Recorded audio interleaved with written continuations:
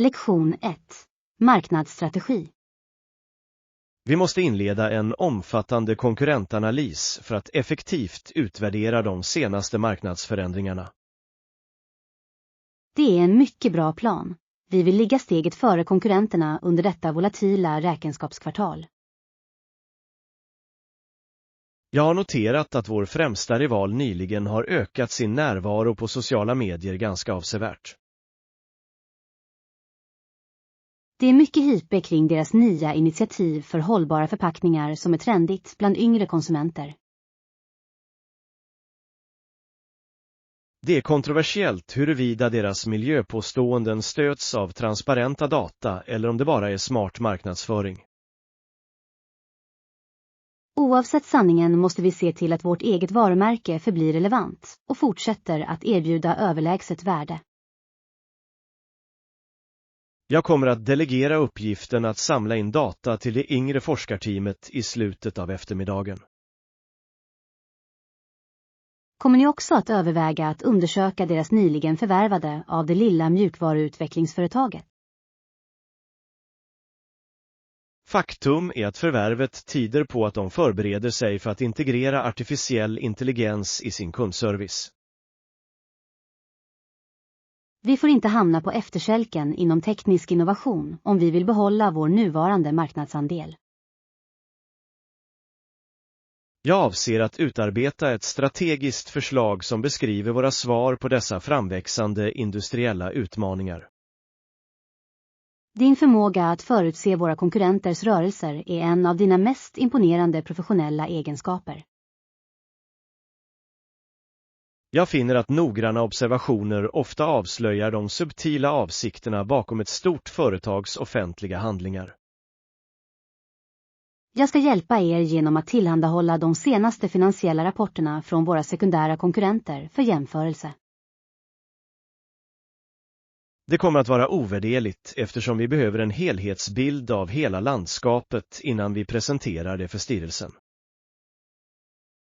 Jag är säker på att vår proaktiva strategi kommer att ge positiva resultat för våra aktieägare under de kommande månaderna. Vi måste förbli flitiga och anpassningsbara i takt med att den globala handeln fortsätter att öka snabbt. Jag kommer att sammanställa våra resultat i en tydlig och koncis presentation till vårt möte på tisdag morgon. Jag ser fram emot att granska det slutliga utkastet när du har sammanställt de viktigaste datapunkterna. Lektion 2. Sociala nätverk. Det är helt normalt att känna en känsla av tvekan när man går in i ett rum fyllt med okända yrkesmän. Jag har flera karriärmål, men hur ska jag närma mig människor och inleda samtal utan att känna mig obekväm? Du bör börja med en artig introduktion och kanske ställa en fråga om deras nuvarande professionella projekt. Det finns en trendig uppfattning att man måste ha en perfekt inövad hisspitch för att lyckas. Sådana tal får mycket uppmärksamhet, men jag tycker att ett genuint och autentiskt intresse för andra är mycket mer effektivt. Det är kontroversiellt huruvida man ska diskutera personliga intressen eller strikt hålla sig till professionella ämnen under dessa evenemang. Jag tror att hitta en gemensam grund utanför jobbet ofta bygger en starkare och mer varaktig professionell relation. Jag ska försöka hitta personer som delar min passion för miljömässig hållbarhet och företagsetik. Det är en utmärkt strategi, eftersom gemensamma värderingar ger en naturlig utgångspunkt för en meningsfull dialog. Hur avslutar jag ett samtal på ett elegant sätt när det väl har nått en naturlig punkt? Du kan tacka dem för deras tid och uttrycka en önskan att följa upp med dem via en professionell digital plattform. Jag ska öva på min introduktion med mina kollegor innan den huvudsakliga nätverkssessionen börjar ikväll. Självförtroende är en färdighet som förbättras med tiden, så bli inte avskräckt av några inledande tveksamheter. Jag tycker att dina råd är väldigt praktiska och de har minskat min sociala ångest avsevärt. Jag hjälper dig gärna, eftersom det är lika viktigt att bemästra social prägel som dina akademiska prestationer. Jag ska hålla mitt kroppsspråk öppet och bibehålla ett vänligt uttryck för att verka mer tillgänglig för andra. Det kommer definitivt att hjälpa dig att verka självsäker även om du känner dig lite osäker inombords. Jag är redo att börja sessionen nu och tillämpa de tekniker vi har diskuterat idag. Jag önskar dig all lycka. Jag är säker på att du kommer att knyta många värdefulla kontakter idag. Lektion 3. Karriärsvägar. Vi bör undersöka dina personliga intressen för att avgöra vilken yrkesinriktning som skulle ge dig mest tillfredsställelse. Jag tycker om många olika aktiviteter, men jag har svårt att välja en enda inriktning för mina universitetsstudier. Du kan ta hand om djur och bli veterinär. Om du gillar att laga mat kan du bli professionell kock. Det finns ett växande intresse för gröna jobb som fokuserar på förnybar energi och ekologisk återställning. Mycket uppmärksamhet ges åt karriärer inom teknik, men många yrkesroller är fortfarande mycket kontroversiella och undervärderade. Jag tror att varje yrke bidrar med något unikt till stabilitet och välstånd i vårt samhälle. Jag ska ge dig en lista över praktikmöjligheter som gör det möjligt för dig att skugga yrkesverksamma inom olika områden. Tror du att en person bör prioritera sin passion framför möjligheten till hög ekonomisk ersättning? Det är en känslig balansgång, men en karriär som överensstämmer med dina värderingar leder vanligtvis till större långsiktig lycka. Jag har för avsikt att undersöka utbildningskraven för att bli forskare inom marinbiologi. Din nyfikenhet på naturen antyder att en vetenskaplig karriär skulle vara ett mycket lämpligt val. Jag kommer också att undersöka kulinariska konster eftersom jag tycker att matlagningsprocessen är väldigt meditativ. Jag tycker att ha flera intressen gör en mer anpassningsbar på en ständigt föränderlig global arbetsmarknad. Jag ska delta i yrkesmässan nästa vecka för att prata med representanter från den lokala folkhögskolan. Det är ett proaktivt steg som hjälper dig att samla in den information som behövs för ett välgrundat beslut. Jag är tacksam för din vägledning. Den har gjort att det känns mycket mer hanterbart att välja karriär. Det är mitt professionella ansvar att hjälpa dig att navigera dessa viktiga livsförändringar med tydlighet och självförtroende. Jag ska diskutera dessa alternativ med mina föräldrar ikväll för att se vilken väg de tror skulle passa mig bäst. Jag ser fram emot vårt nästa möte där vi kan finslipa era val baserat på er vidare forskning. Lektion 4. Utbildningskostnader.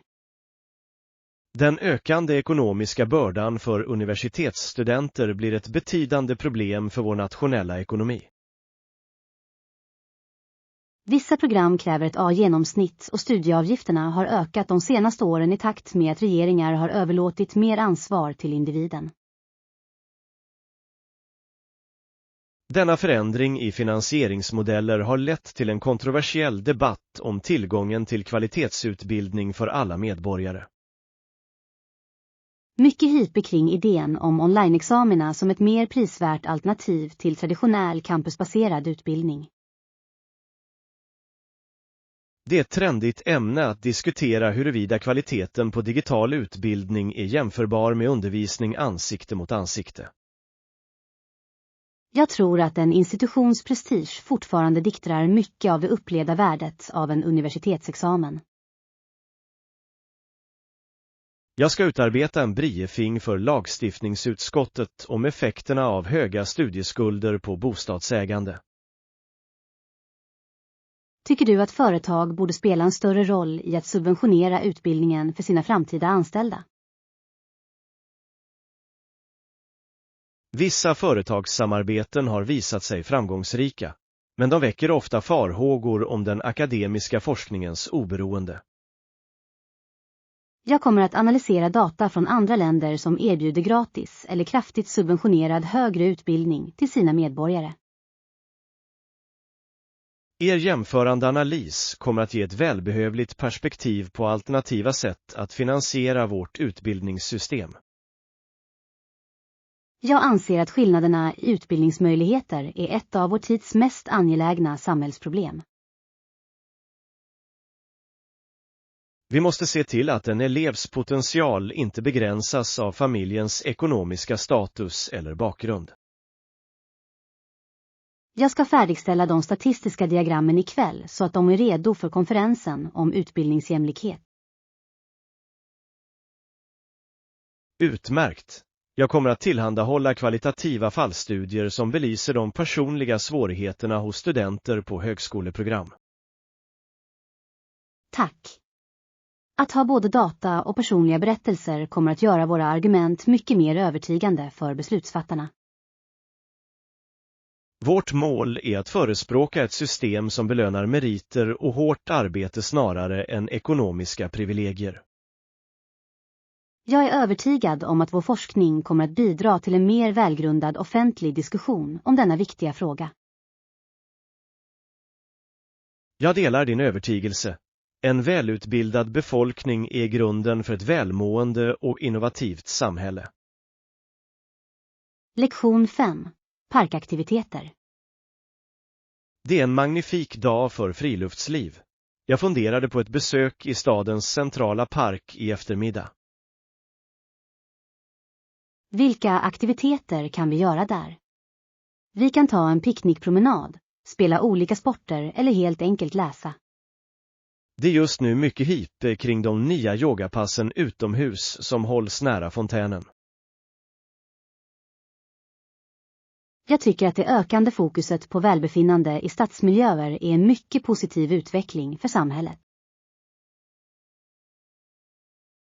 Det är kontroversiellt huruvida kommersiella evenemang ska tillåtas äga rum i offentliga parker under helgen.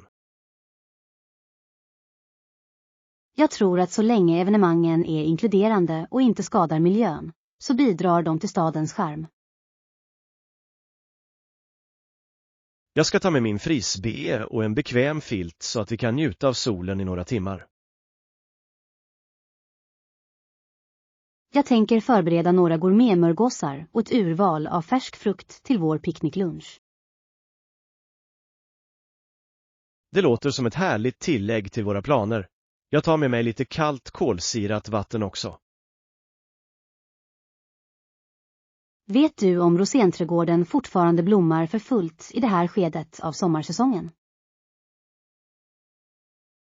Jag tror det. Den lokala trädgårdsföreningen nämnde att blommorna är exceptionellt färgglada i år. Jag tar med min högkvalitativa kamera för att ta några bilder av landskapet och djurlivet. Jag tycker att parken erbjuder en nödvändig tillflyktsort från bullret och den ständiga rörelsen i våra dagliga liv. Jag möter dig vid huvudentren om 30 minuter när jag har förberett förfriskningarna.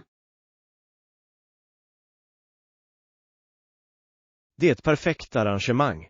Jag ska se till att jag har mitt parktillstånd för den reserverade om sittplatsen. Jag ser fram emot en avkopplande dag omgiven av naturen utan att behöva lämna storstadsområdet. Jag håller med. Det är ett privilegium att ha ett så stort grönområde så nära vårt bostadsområde. Vi ses snart. Glöm inte att använda solskydd eftersom temperaturindexet är ganska högt idag. Jag ska absolut ha det i åtanke. Jag ser fram emot en lugn och produktiv eftermiddag med dig. Lektion 6. Kulturell uppskattning. Vår senaste resa över kontinenten har gett mig ett helt nytt perspektiv på globalt medborgarskap. Hur påverkade den här upplevelsen din syn på olika kulturer? Den fick mig att uppskatta mångfalden i mänskliga traditioner. Jag har märkt att trots våra språkliga skillnader är de grundläggande värdena gästfrihet och vänlighet universella. Det finns mycket hype kring volunturism, och det är kontroversiellt om dessa resor ger verkliga långsiktiga fördelar. Medan debatten fortsätter tror jag att de personliga kontakter vi knöt kommer att ha en bestående inverkan på vår världsbild. En aktuell diskussion inom samhällsvetenskapen handlar om vikten av kulturell empati för att lösa internationella konflikter.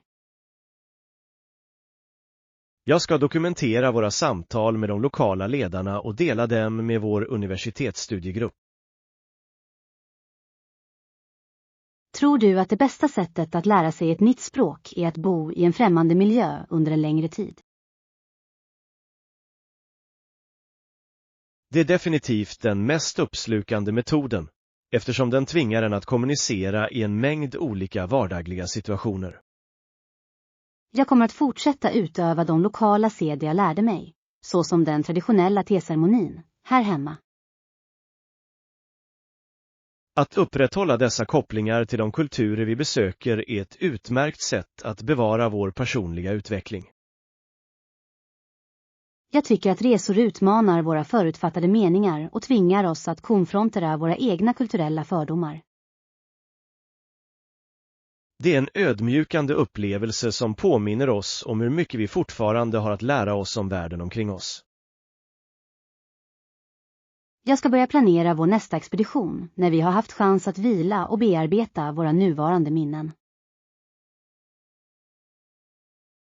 Jag hjälper dig att undersöka regioner som vanligtvis inte finns med i de vanliga resebroschyrerna. Tack! Jag är ivrig att utforska platser som erbjuder en mer autentisk och mindre kommersialiserad kulturell upplevelse. Jag är säker på att våra framtida resor kommer att fortsätta berika våra liv och vidga våra intellektuella vyer. Jag känner en djup tacksamhet för möjligheten att få delta i ett så meningsfullt projekt.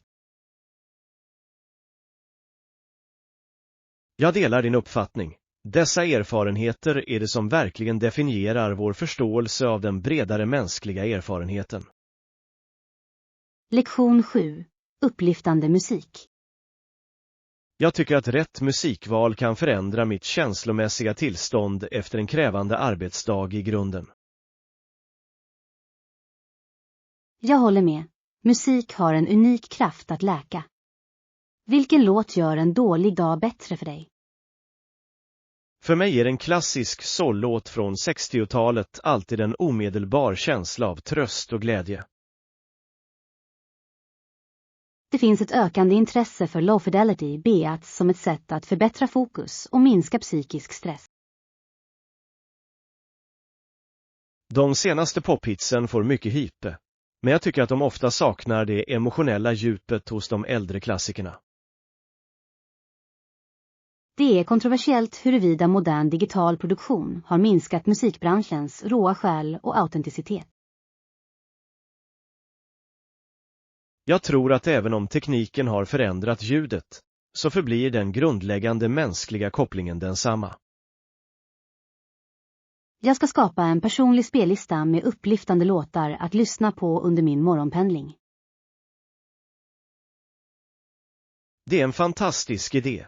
Det kommer att hjälpa dig att starta din arbetsdag med en positiv och fokuserad inställning. Tror du att vissa musikaliska frekvenser faktiskt kan ha en fysiskt helande effekt på människokroppen? Vissa forskare undersöker användningen av ljudterapi, även om det vetenskapliga samfundet fortfarande är något splittrat i ämnet. Jag ska leta efter några klassiska kompositioner som är specifikt skrivna för att framkalla en känsla av frid och stillhet. Jag tycker att komplexiteten i ett symfoniskt arrangemang ger en rik väv för sinnet att utforska och slappna av. Jag ska köpa den här skivan av en ny lokal artist som är känd för sina poetiska texter och akustiska stil. Att stödja lokala musiker är ett utmärkt sätt att säkerställa att den kreativa kulturen i vår stad fortsätter att blomstra. Jag är nyfiken på att höra din åsikt om den senaste experimentella elektroniska musiken som blir väldigt populär på sistone. Jag tycker den är spännande, även om den kräver en helt annan typ av lyssnande än de traditionella genrer jag vanligtvis föredrar. Jag tar med mig hörlurar till nästa möte så att vi kan utbyta några av våra favoritupptäckter. Jag ser fram emot det. Jag är alltid ivrig att utöka mitt musikaliska bibliotek med högkvalitativa rekommendationer från dig. Lektion 8. Bokning i London. God eftermiddag. Jag förstår att du förbereder dig för en större internationell resa till Storbritannien. Hej, jag planerar min resa till London. Kan ni hjälpa mig med att boka ett hotellrum och planera min resplan? Jag hjälper dig gärna. Letar du efter ett traditionellt lyxhotell eller något mer modernt och centralt? Det är mycket hype kring boutiquehotellen East End som är kända för sin konstnärliga inredning. Det är ett trendigt område, även om vissa resenärer tycker att det är lite kontroversiellt på grund av det pulserande nattlivet.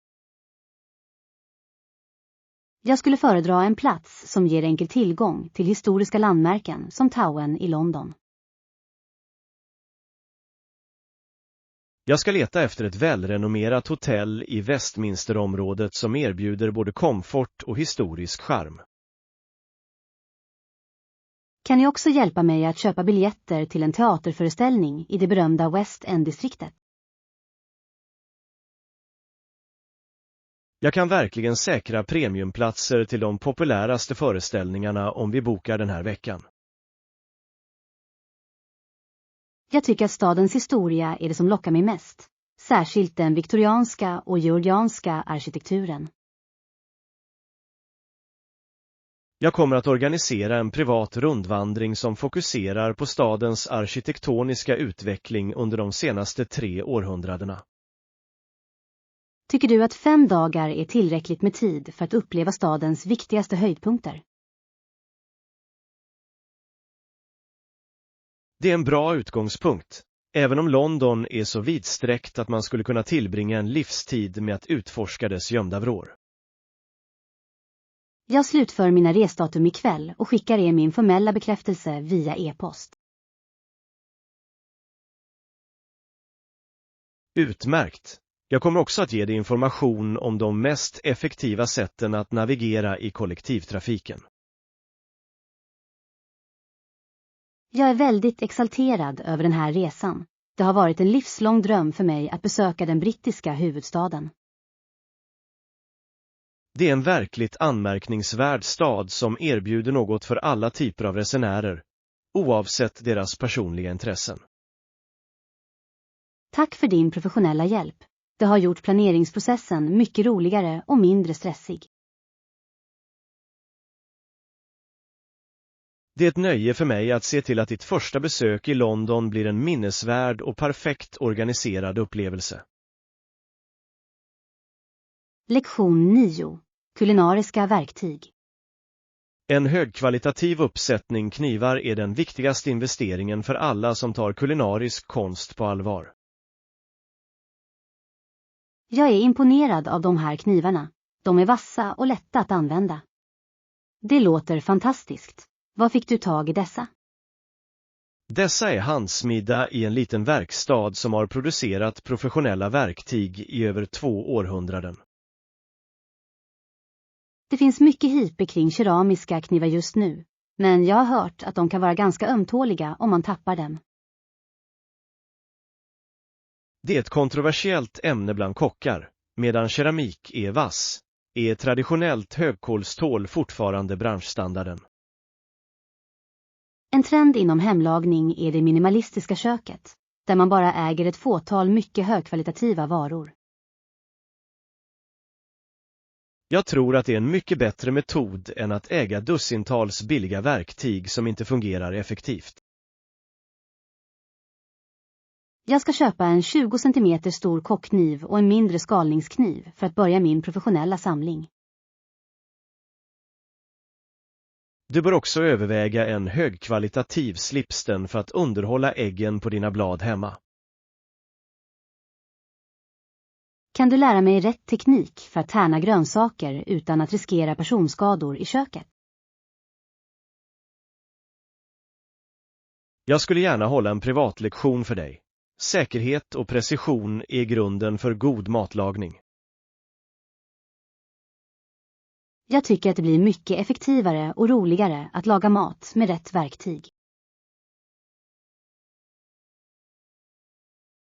Ett slött blad är faktiskt farligare än ett vasst eftersom det kräver mer kraft och är benäget att glida. Jag ska också leta efter en stadig skärbräda i trä som inte skadar ytan på dessa fina instrument. Det är ett klokt beslut. Brädor av lönn eller valnötsträ med ändeträstruktur är de bästa valen för att bevara knivens ägg. Jag är ivrig att börja öva på mina nya färdigheter och skapa mer sofistikerade rätter till mina middagsgäster. Jag tycker att glädjen i matlagningen ökar avsevärt när man har förtroende för de verktyg man använder. Jag ska behandla dessa föremål med stor omsorg och se till att de rengörs och torkas för hand efter varje användning. Den nivån av respekt för din utrustning är precis det som skiljer en professionell kock från en amatörkock. Lektion 10. Verklig historia. Vi måste se till att vår forskning är baserad på primärkällor för att undvika vanliga missuppfattningar inom populär historia. Jag håller med. Många föredrar myter och tråkiga fakta.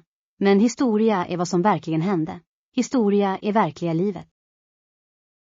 Verkligheten i det förflutna är ofta mycket mer komplex och fascinerande än de förenklade versionerna som finns i läroböcker.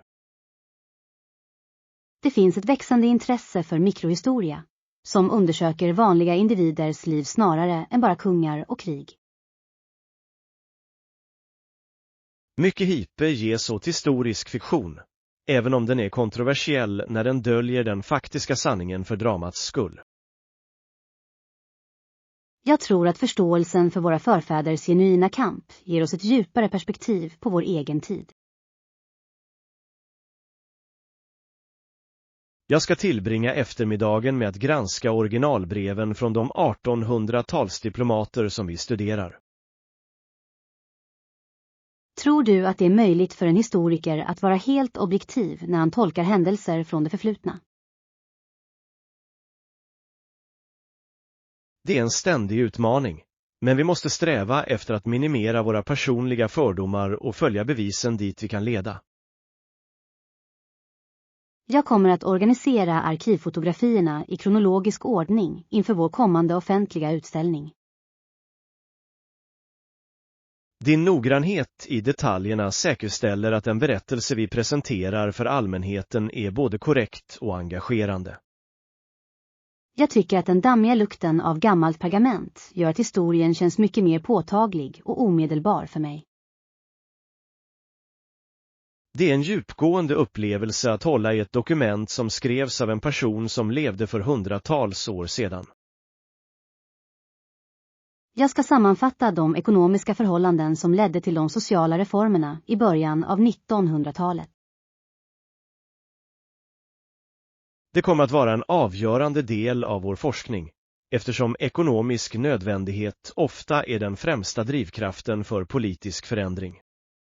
Jag är tacksam för möjligheten att arbeta med detta projekt. Det har fördjupat min uppskattning för den historiska metoden. Det är viktigt att vi bevarar integriteten i vårt kollektiva minne för att undvika att upprepa tidigare misstag. Jag fortsätter mitt sökande efter de saknade folkräkningsuppgifterna i regionarkivbyggnaden i morgon bitti. Jag önskar dig framgång i ditt sökande. Att avslöja ett glömt faktum är en av vårt yrkes största belöningar. Lektion 11. Aktiva samhällen. Jag anser att vi måste ompröva vår syn på stadsutveckling i den historiska stadsdelen. Vi har klarat oss bäst när vi inte har sett gemenskapen som en statisk enhet som ska motstås och begränsas, utan som en aktiv deltagare i tillväxt. Det är ett djupgående perspektiv, eftersom traditionell planering ofta behandlar invånare som hinder snarare än partners. Det finns en betydande hype kring 15-minutersstaden, modellen i samtida urban diskurs. Det är kontroversiellt bland vissa företagare som befarar att minskad tillgång till fordon kommer att minska deras intäkter. Trenddata tyder dock på att gångvänliga zoner faktiskt ökar det lokala ekonomiska engagemanget. Jag ska organisera ett offentligt forum för att samla in kvalitativa data från lokalbefolkningen. Tror du att digital crowdsourcing är ett effektivt sätt att involvera den yngre demografin i dessa beslut? Det är ett användbart verktyg, men vi måste se till att vi inte marginaliserar de som är mindre tekniskt skickliga. Jag kommer att utarbeta ett förslag till ett samhällslett väggmålningsprojekt för att öka det estetiska värdet av det centrala torget.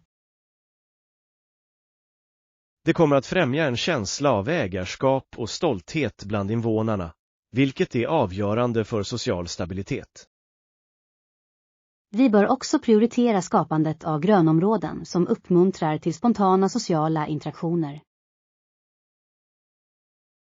Jag tycker att de mest framgångsrika områdena är de där människor känner en genuin koppling till sin omgivning. Jag ska samordna med Trafikverket för att diskutera implementeringen av bredare trottoarer. Utmärkt! Jag ska utarbeta en rapport om hur aktiva samhällen bidrar till att minska isoleringen i städerna. Jag är övertygad om att vår inkluderande strategi kommer att leda till en mer levande och motståndskraftig stad för alla. En stad som lyssnar på sina invånare är verkligen en stad som är byggd för att hålla i många generationer. Jag kommer att slutföra mötesagendan ikväll så att vi kan presentera dessa idéer för borgmästaren i morgon. Jag ser fram emot den diskussionen, eftersom det är dags för ett mer dynamiskt och människocentrerat förhållningssätt till vårt arbete. Lektion 12. Global vänlighet. Jag har reflekterat över de olika interaktioner vi har haft med lokalbefolkningen sedan vi anlände till det här landet. Jag har blivit behandlad med den största vänlighet av alla samhällsklasser var jag än har bott eller rest. Det är uppmuntrande att observera att välvilja överskrider socioekonomisk status och kulturella gränser. Det finns mycket uppståndelse i media om globala klyftor, men min personliga erfarenhet tyder på en helt annan verklighet. Det är kontroversiellt att påstå att människor är i grunden goda, men bevisen från våra resor stöder det påståendet. Jag tycker att det allt mer populära fokuset på negativa nyheter ofta skymmer de dagliga medkänslohandlingar som vanliga individer utför. Jag ska dokumentera flera av dessa positiva möten i min kommande reseblogg för att erbjuda ett mer balanserat perspektiv. Tror du att en resenärs egen attityd påverkar vilket mottagande de får av lokalbefolkningen? Absolut. Ett respektfullt och öppet uppträdande framkallar vanligtvis ett varmt och gästfritt bemötande från andra. Jag kommer aldrig att glömma den äldre mannen som gick flera kvarter bara för att se till att vi hittade rätt tågstation. Sådana osjälviska vägledningsgärningar är ett vittnesbörd om den bestående andan av mänskligt samarbete och empati.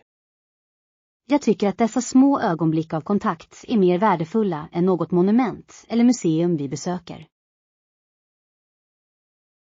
Jag håller helt med. Folket är varje nations sanna själ och höjdpunkten på varje internationell expedition. Jag ska sträva efter att behålla denna vänlighetsanda när jag återvänder till mitt eget samhälle och interagerar med besökare. Det är ett underbart mål, eftersom gästfrihet är en dygd som bör utövas universellt och utan fördomar. Jag är tacksam för möjligheten att få bevittna en sådan utbredd generositet under vår tid utomlands. Jag delar din tacksamhet. Den har i grunden förändrat min syn på vår globala mänskliga familjs natur. Jag ska avsluta mina anteckningar för kvällen och förbereda vår avresa till den norra provinsen i morgon bitti. Jag är säker på att vi kommer att möta samma värme när vi fortsätter vår utforskning av denna vackra region. Lektion 13. Villighet att resa. Denna position kräver en betydande rörlighet eftersom våra kunder finns i olika internationella nav. Är du villig att resa? Absolut. Jag tycker om att utforska nya platser och anpassa mig till olika yrkesmiljöer. Det är utmärkt, eftersom jobbet ofta innebär att arbeta i olika tidszoner med mycket kort varsel. Jag upplever att en ökande efterfrågan på globala konsulter kräver en hög nivå av flexibilitet och kulturell intelligens. Mycket hype ges åt den glamorösa sidan av internationell handel, men den kan vara kontroversiell på grund av den fysiska utmattning som är inblandad. Jag är fullt medveten om utmaningarna och har utvecklat en disciplinerad rutin för att hantera min hälsa när jag är ute på resande fot. Jag ska kontrollera dina referenser för att bekräfta din erfarenhet av att leda projekt över flera geografiska platser.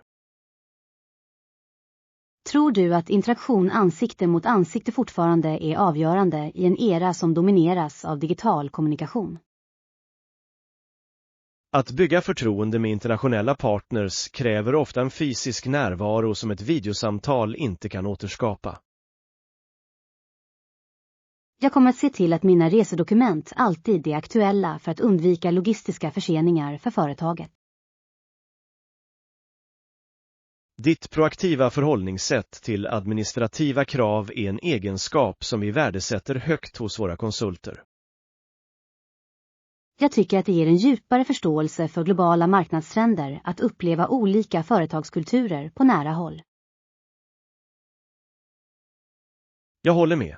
En konsult som förstår den lokala kontexten är mycket mer effektiv än en som enbart förlitar sig på data. Jag avvaktar dina ytterligare instruktioner angående nästa steg i rekryteringsprocessen för denna roll.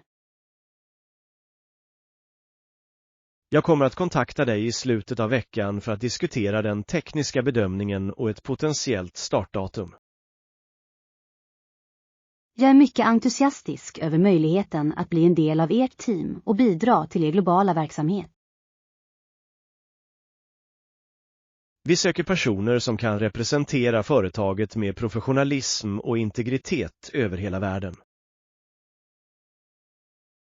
Jag är övertygad om att mina färdigheter och min passion för internationellt arbete gör mig till en mycket lämplig kandidat. Jag uppskattar din uppriktighet idag. Det var ett nöje att få veta mer om dina yrkesmässiga ambitioner och erfarenheter. Lektion 14. Familjeroller. Det är fascinerande att observera hur våra familjeroller har förblivit relativt detsamma även när vi har blivit vuxna. Min yngre bror är familjens lilla bebis. Jag tycker att vi alla skämmer bort honom mer än vi borde. Det är sant, även om han är ganska karismatisk och ofta utnyttjar sin position för att undvika sin beskärda del av sysslor. Det finns trendande forskning om födelseordningsteori och hur den påverkar syskons personlighetsdrag. Det finns mycket hype kring idén om mellanbarnssyndromet, men jag tycker att det är ett kontroversiellt ämne bland psykologer.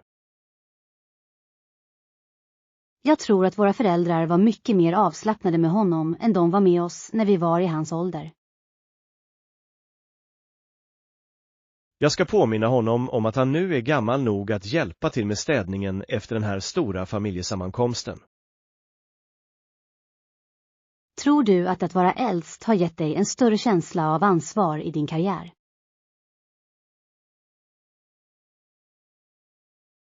Det är troligt. Jag har alltid känt ett behov av att föregå med gott exempel för er båda i allt jag gör.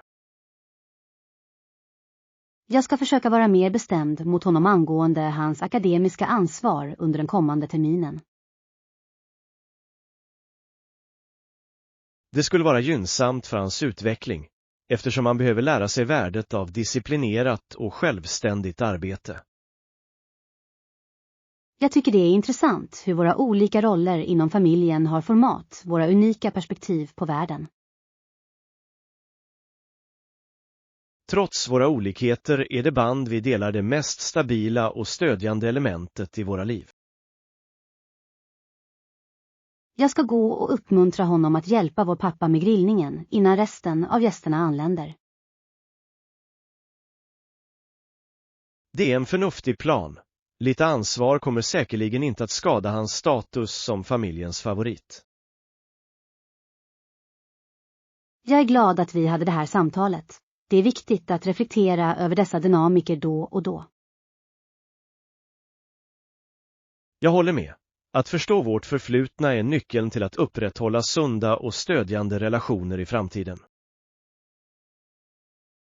Vi ses snart vid bordet. Jag tror att huvudrätten nästan är klar att serveras till alla. Jag ser fram emot det. Det finns inget trevligare än en fridfull eftermiddag med sina närmaste släktingar. Lektion 15. Nya frisyrer. Jag måste säga att ditt nya utseende är ganska slående. Det är en betydande skillnad från din tidigare stil. Ja, jag tycker om att experimentera med nya frisyrer. Det är roligt och det sparar pengar jämfört med dyrare modeförändringar. Det är imponerande hur en enkel förändring i ens uterum kan förändra hela ens professionella och personliga närvaro. Det råder just nu en trendig hype på sociala medier gällande gör det själv, skönhetstekniker och hårvård. Det är kontroversiellt huruvida individer bör försöka sig på komplexa procedurer hemma utan professionell utbildning och verktyg. Jag tycker att det ger mig en känsla av kreativ tillfredsställelse och ekonomiskt oberoende att lära mig att sköta mitt eget hår. Jag ska överväga en modernare klippning för mig själv idag, eftersom jag har behållit samma stil i flera år. Tror du att ens frisyr strikt bör följa de traditionella normerna inom branschen?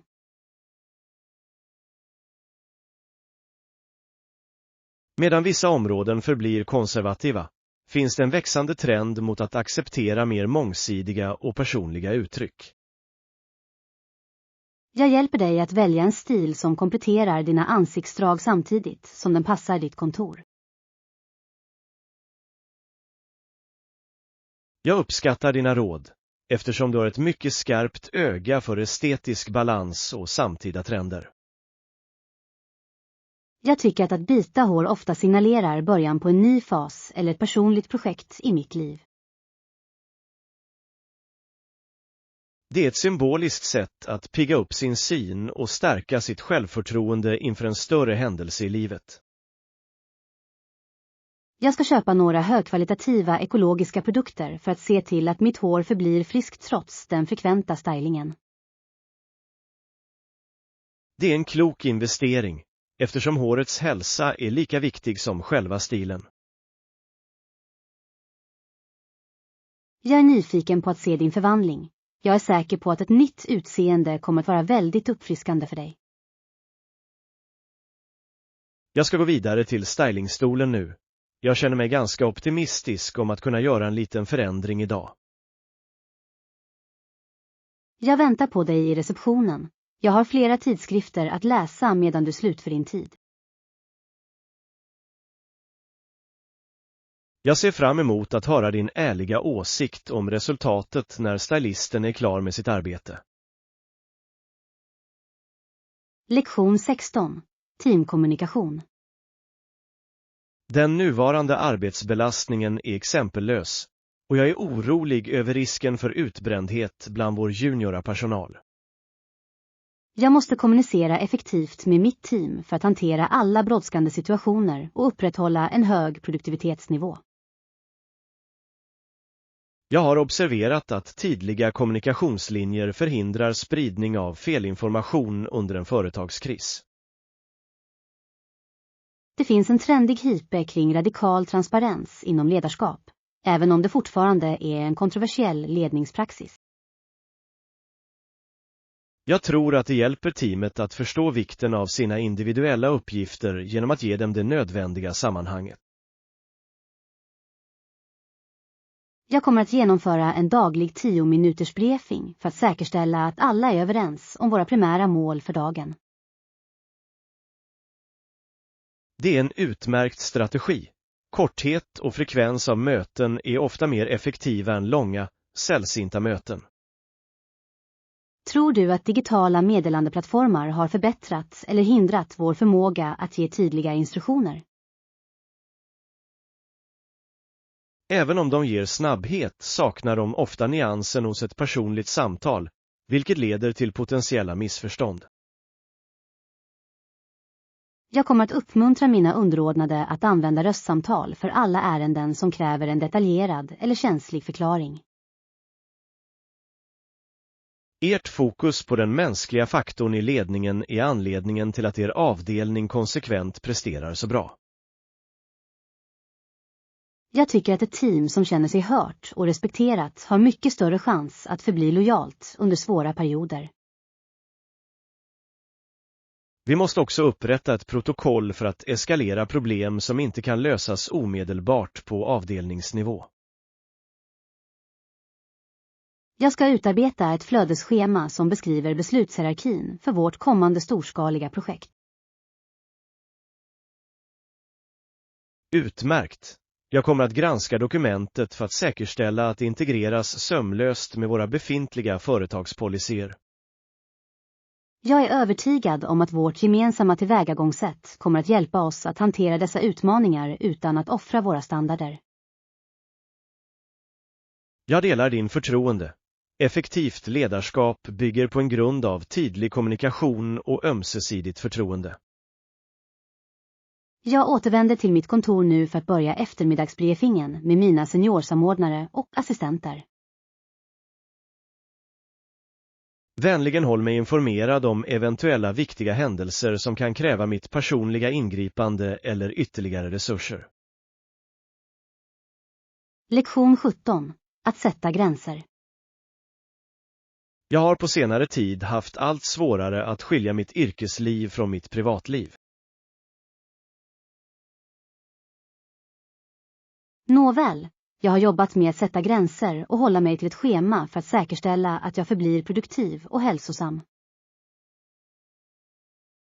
Det är en nödvändig disciplin, eftersom avsaknaden av ett fysiskt kontor kan leda till ett tillstånd av ständigt arbete.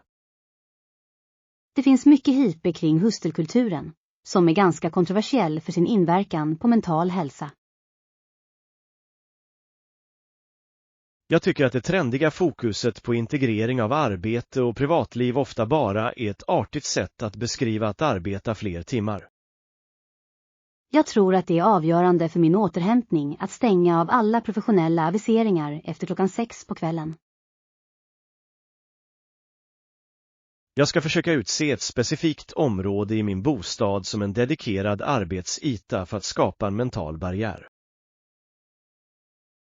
Tycker du att en strikt morgonrutin hjälper dig att övergå till ett professionellt tänkesätt mer effektivt?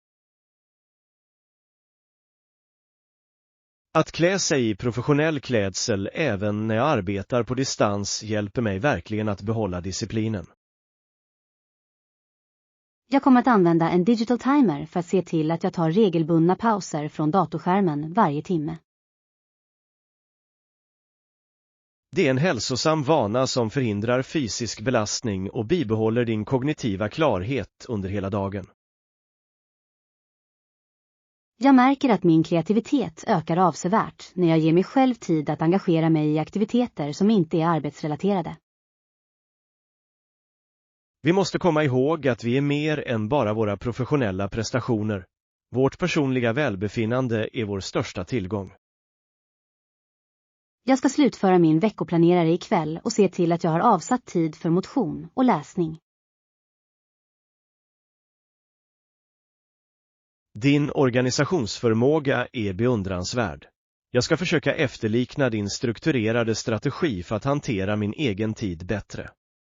Jag delar gärna mina mallar med dig om du tror att de skulle vara användbara för din personliga organisation.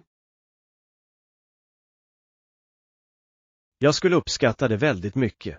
Jag är fast besluten att återta min egen tid och förbättra min allmänna livskvalitet.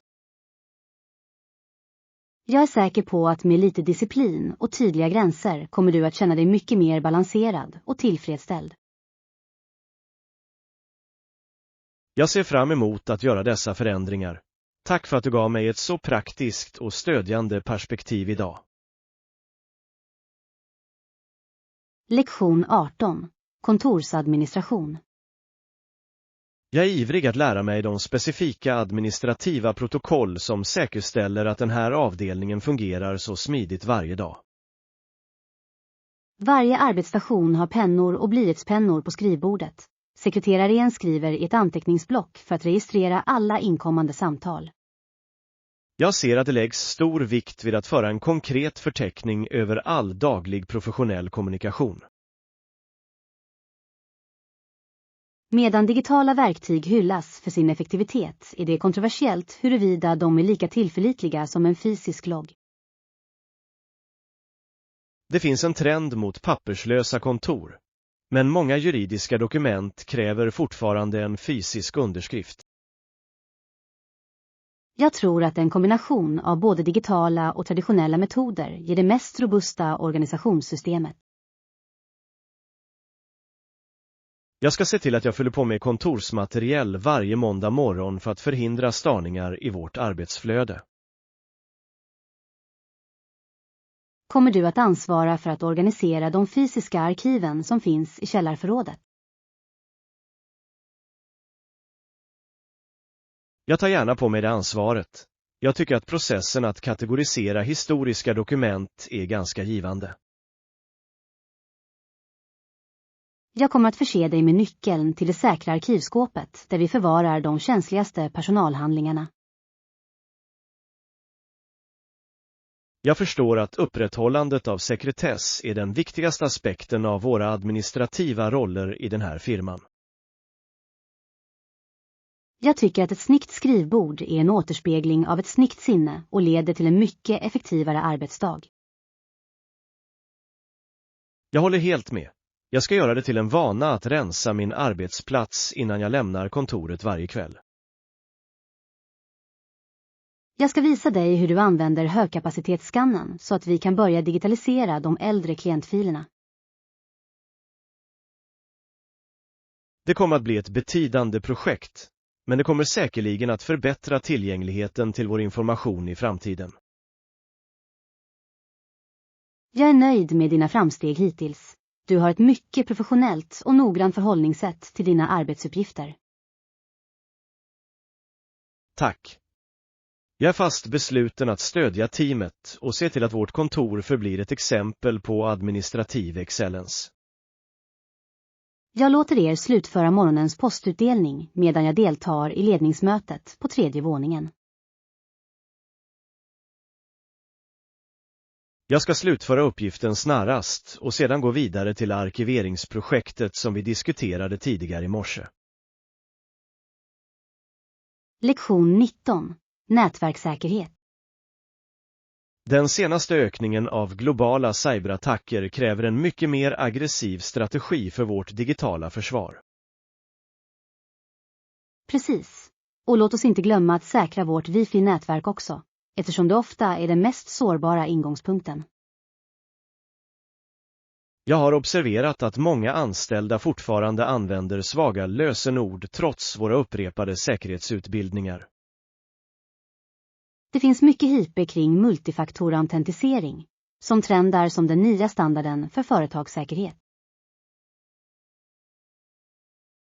Det är kontroversiellt bland en del anställda som anser att de ytterligare stegen är ett hinder för deras dagliga produktivitet.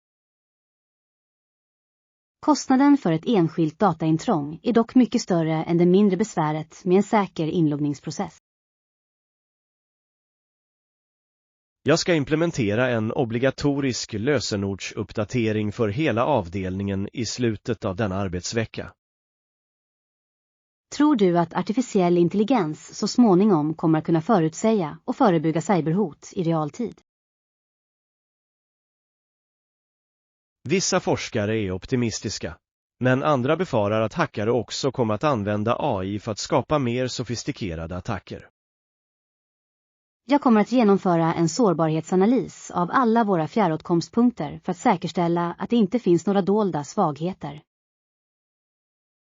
Din tekniska expertis inom nätverksarkitektur är en viktig tillgång för att skydda vårt företags immateriella rättigheter. Jag tycker att det är en kontinuerlig men nödvändig del av vårt yrke att hålla sig uppdaterad om de senaste säkerhetsprotokollen. Vi måste också utbilda våra kunder om hur de skyddar sin personliga information när de använder våra offentliga digitala portaler. Jag ska utarbeta ett nyhetsbrev med säkerhetsråd som på ett enkelt språk förklarar de vanliga tecknen på ett nätfiskeförsök. Det är ett proaktivt steg som avsevärt kommer att minska risken för en framgångsrik social engineering-attack mot våra användare. Jag är fast besluten att säkerställa att vårt nätverk förblir en fästning mot obehörig extern eller intern åtkomst. Jag delar din beslutsamhet. En säker digital miljö är grunden för förtroende i vår moderna sammankopplade värld. Jag kommer att slutföra brandvägskonfigurationen ikväll och köra en serie penetrationstester för att verifiera de nya säkerhetsreglerna. Utmärkt. Jag kommer att övervaka systemloggarna för ovanlig aktivitet medan jag utför de viktiga tekniska uppdateringarna. Lektion 20. Slutföra planer. Vi har äntligen nått enighet om destinationen för vår gruppfest i Medelhavet. Toppen. När du väl har bestämt datumen kan du börja boka boende och undersöka lokala flygalternativ. Jag har hittat flera villor som erbjuder en privat pool och ligger inom kort avstånd från de lokala stränderna. Det råder för närvarande mycket hype kring miljövänlig turism i just den kustregionen i världen. Det är ett trendigt ämne att diskutera hur vi kan minimera vårt koldioxidavtryck samtidigt som vi njuter av internationella resor. Det är kontroversiellt huruvida gröna resor verkligen kan kompensera för miljöpåverkan av en långdistansflygning. Jag föreslår att vi bidrar till ett lokalt återplanteringsprojekt för att balansera vår påverkan från resor. Det är ett mycket genomtänkt initiativ som jag är säker på att resten av gruppen gärna kommer att stödja. Jag kommer att skapa ett gemensamt kalkylblad där alla kan ange sina personliga flyguppgifter och kostpreferenser. Tycker du att vi borde anlita en lokal guide som kan hjälpa oss att utforska områdets historiska landmärken? En guide ger faktiskt en nivå av historiskt sammanhang och lokal insikt som en resebok helt enkelt inte kan erbjuda. Jag kommer att bekräfta tillgängligheten av serveringstjänsten som specialiserar sig på traditionell regional mat för vår huvudmiddag. Ert fokus på de kulinariska aspekterna av resan kommer utan tvekan att göra firandet ännu mer minnesvärt för alla. Jag tycker att en välplanerad resplan gör att vi kan slappna av och njuta av upplevelsen utan någon logistisk stress. Vi måste se till att vi har en flexibel plan som möjliggör viss spontan utforskning av de lokala byarna. Jag skickar ut en slutgiltig bekräftelse till hela gruppen när de primära bokningarna är säkrade. Utmärkt! Jag kommer att ta ansvar för att hantera den gemensamma budgeten och se till att alla depositioner betalas i tid. Jag ser verkligen fram emot den här resan. Det kommer att bli ett perfekt sätt att fira ett så speciellt tillfälle tillsammans. Jag håller helt med. En lyckad gruppresa är resultatet av noggrann planering och en gemensam äventyrsanda. Lektion 21. Morgonsans lugn. Jag har observerat att min produktivitet ökar avsevärt när jag ägnar den första timmen av min dag åt stilla reflektion. Det låter avkopplande, men jag brukar rusa igenom mina eftersom jag känner pressen av kommande deadlines. Det är viktigt att ha en lugn start på morgonen för att bibehålla mental klarhet under hela dagen. Det finns mycket hype kring trenden morgonrutin på sociala medier, men jag tycker att det är svårt att genomföra. Även om det är ett trendigt ämne är fördelarna med att undvika digitala distraktioner när man vaknar ganska betydande och verkliga. Det är kontroversiellt huruvida det verkligen är nödvändigt att vakna klockan 5 på morgonen för hög professionell framgång. Jag tror att den specifika tiden är mindre viktig än kvaliteten på den stillhet du odlar innan du börjar arbeta.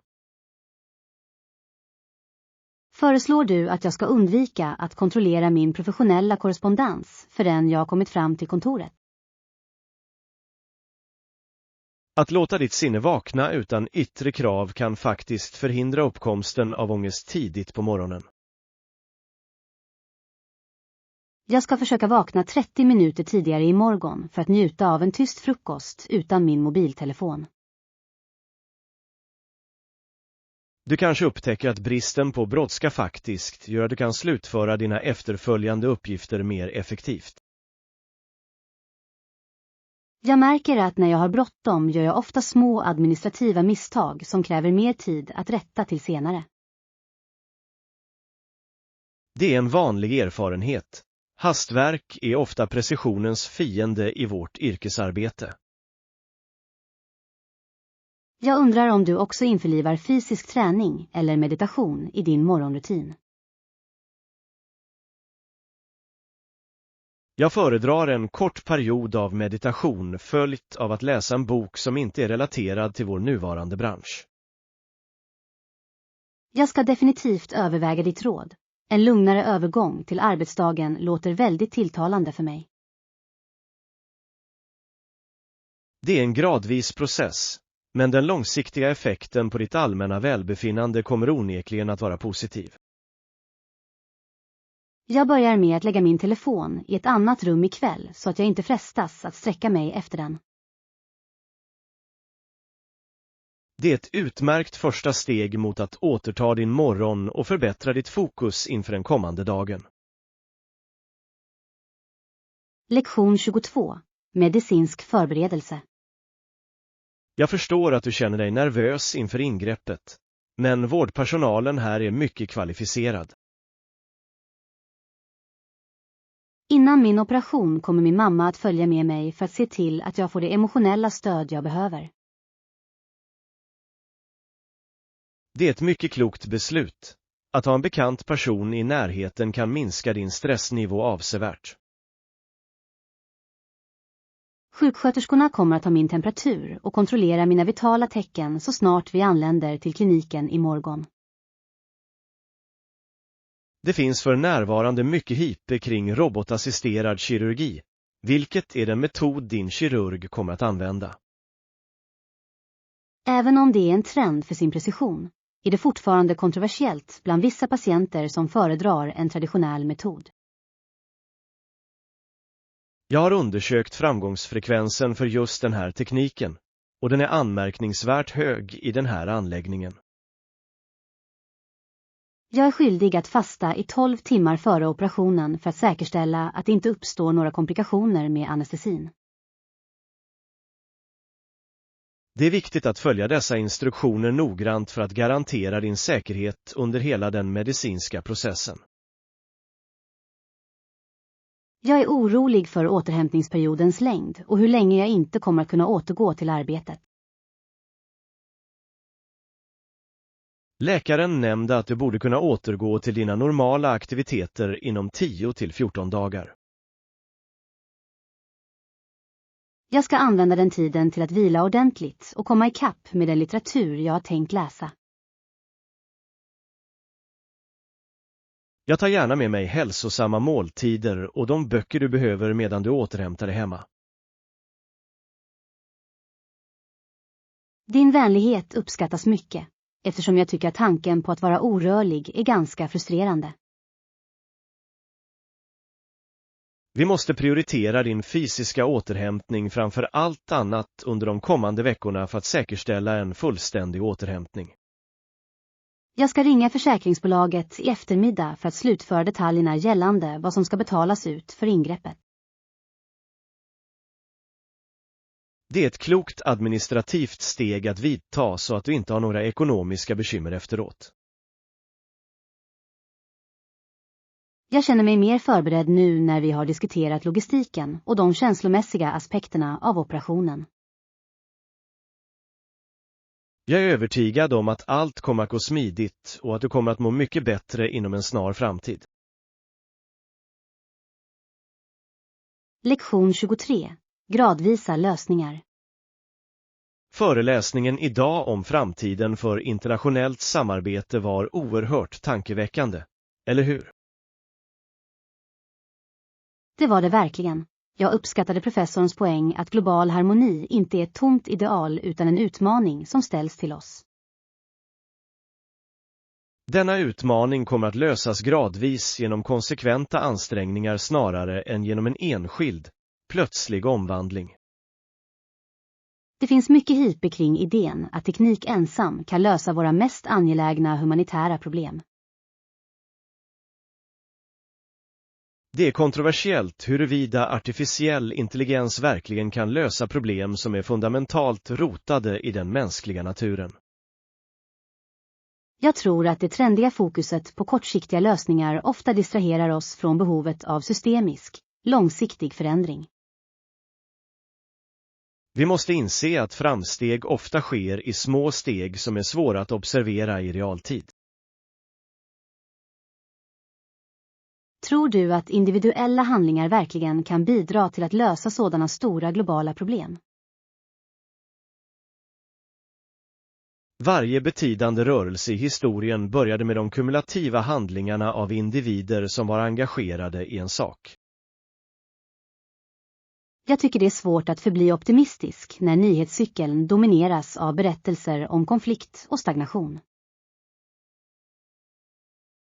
Det är bra att komma ihåg att även de mest komplexa problemen i historien så småningom löstes genom ihärdighet. Jag kommer att fokusera min forskningsartikel på de diplomatiska strategier som framgångsrikt har förhindrat regionala konflikter tidigare. Det är ett konstruktivt tillvägagångssätt. Att analysera tidigare framgångar kan ge en användbar plan för våra nuvarande svårigheter.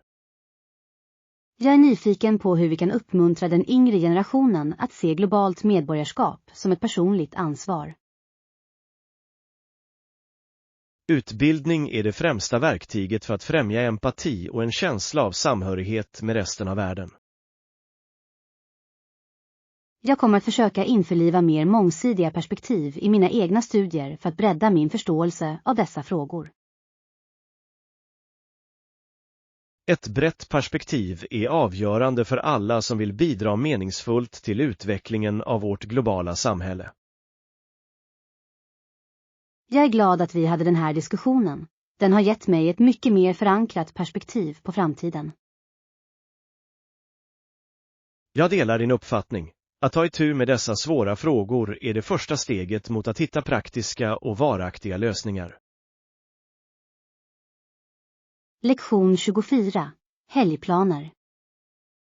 Det är nästan slutet av arbetsveckan och väderprognosen för de kommande 2 dagarna ser ganska gynnsam ut. Hej, har du gjort några planer för helgen än? Jag funderar fortfarande på alternativen för lördag och söndag.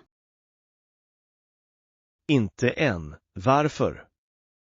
Har du något i åtanke som kan vara av intresse för oss båda? Det är just nu mycket uppståndelse kring den nya konstutställningen som just öppnat på Nationalgalleriet i centrum. Jag har hört att det är ett ganska trendigt evenemang, med flera samtida konstnärer från hela kontinenten.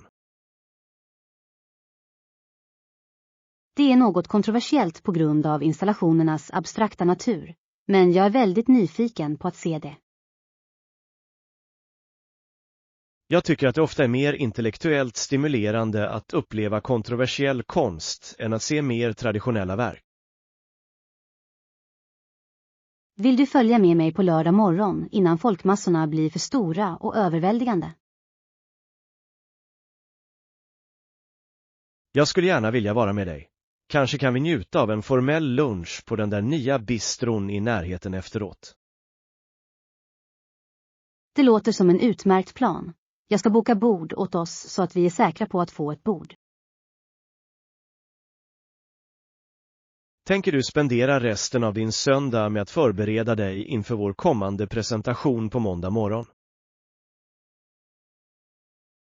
Jag föredrar att slutföra mina professionella förberedelser på fredag kväll så att jag kan njuta av en hel dags vila. Det är en väldigt disciplinerad strategi som jag nog borde försöka anamma för min egen balans mellan arbete och privatliv. Jag märker att jag är mycket mer kreativ och fokuserad när jag ger mig själv en total paus från arbetsrelaterade tankar. Jag håller med. Vår produktivitet ökar ofta av kvaliteten på den fritid vi ger oss själva under helgen. Jag skickar ett meddelande till dig med exakt tid och plats för utställningen när jag har kontrollerat schemat. Utmärkt! Jag ska se till att vara punktlig så att vi kan maximera vår tid tillsammans när vi utforskar galleriet. Jag ser verkligen fram emot detta. Det kommer att bli en uppfriskande förändring från vår vanliga professionella miljö. Jag känner likadant. En dos kultur och en trevlig lunch är precis vad jag behöver för att avsluta den här veckan. Lektion 25. Tillförlitlig anslutning. Jag är glad att se att den tekniska infrastrukturen i den här nya anläggningen är så avancerad som de påstod i broschyren. Är anslutningen snabb och pålitlig för dina dataintensiva uppgifter? Jag måste se till att mitt videosamtal inte avbryts. Ja, wifi-nätet här är utmärkt. Det är betydligt snabbare än det vi använde på vår tidigare plats. Det finns mycket hype kring övergången till 5:e generationens trådlös teknik i urbana affärscentra som detta. Även om det trendar för sin hastighet är placeringen av nätverkstornen fortfarande ett kontroversiellt ämne i lokalpolitiken. Jag tror att en stabil internetanslutning numera är lika viktig för ett företag som el eller rinnande vatten. Jag ska göra en sista säkerhetskontroll av det privata nätverket innan vi börjar överföra de konfidentiella klientfilerna. Upplever du att nätverkets hastighet har en direkt inverkan på din totala professionella tillfredsställelse under dagen? Absolut. Att uppleva tekniska förseningar kan vara otroligt frustrerande när vi arbetar under så strikta deadlines. Jag kommer att informera ledningen om att vi är mycket nöjda med de nuvarande tekniska resurserna på denna arbetsplats. Det är en bra idé. Positiv feedback är ofta lika viktigt som att rapportera problem när de uppstår. Jag tycker att tillförlitligheten hos de verktyg vi använder gör att vi kan fokusera helt på kvaliteten på vårt kreativa resultat. När tekniken fungerar sömlöst blir den faktiskt nästan osynlig, vilket möjliggör ett mer naturligt arbetsflöde. Jag ska börja min telefonkonferens nu, övertygad om att signalen kommer att förbli stark under hela presentationen. Jag fortsätter min forskning. Vänligen meddela mig om du upplever några oväntade variationer i anslutningshastigheten. Jag uppskattar ert tekniska stöd. Det ger mig stor sinnesro medan jag presenterar för styrelsen. Det är mitt ansvar att se till att vår digitala miljö är optimerad för vår gemensamma framgång idag. Jag är säker på att detta kommer att bli ett av våra mest produktiva möten sedan vi flyttade till detta professionella nav. Jag delar din optimism. Att ha rätt verktyg och en pålitlig miljö är grunden för högkvalitativt arbete.